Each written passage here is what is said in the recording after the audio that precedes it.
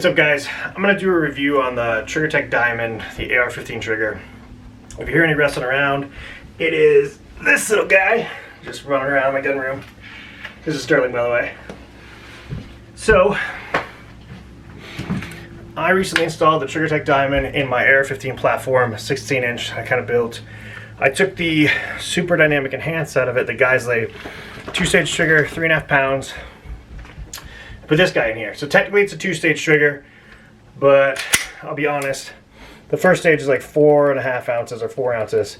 There's really nothing there, but it does get you to a really crisp wall, and it does have that whatever carrot stick, glass rod kind of feel where it's got a super crisp break.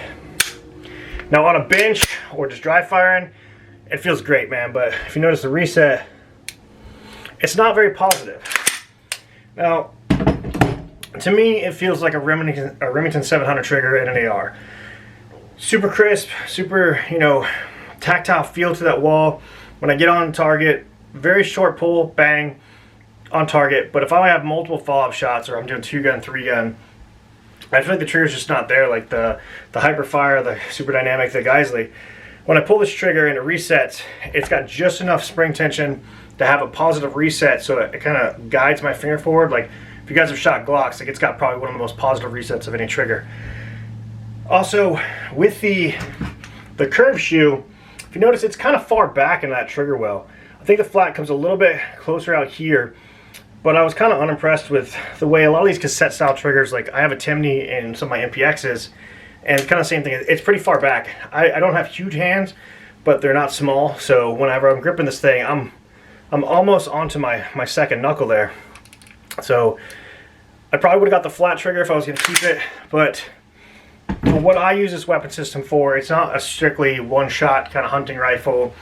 I use it for, PRS. I use it for 2-gun. Sometimes I just like to take it to the range and just beat up steel and targets and just, shed lead. I just want to get down and throw some weight around.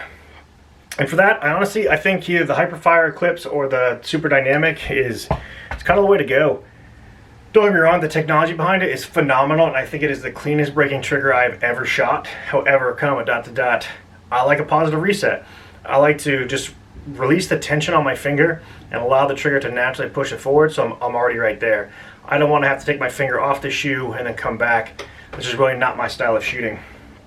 So for those reasons, like I said, great trigger, but I think the Geisley kind of edges it out. I'm sure some people say, disagree with me, and like, oh, well, this study of finger dynamics, like, man, I'm a simple dude. I want something that's going to allow me to shoot fast and accurate and just, shed lead. I am not a PRS style person. I've done most of my shooting in like military, like CQB and things like that. So if I have to, I want to be able to get on the trigger fast and just, dump as many rounds as I can, as accurately as I can. And I honestly don't think that this one and the way that I shoot is going to be cohesive for that. So that's why I'm probably going to be putting the Super Dynamic Enhanced back in. If you guys have any questions, hit me up. Like I said, it's a great trigger.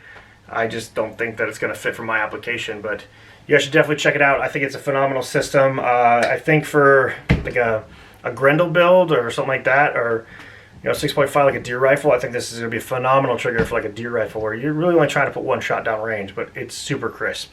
I appreciate you guys.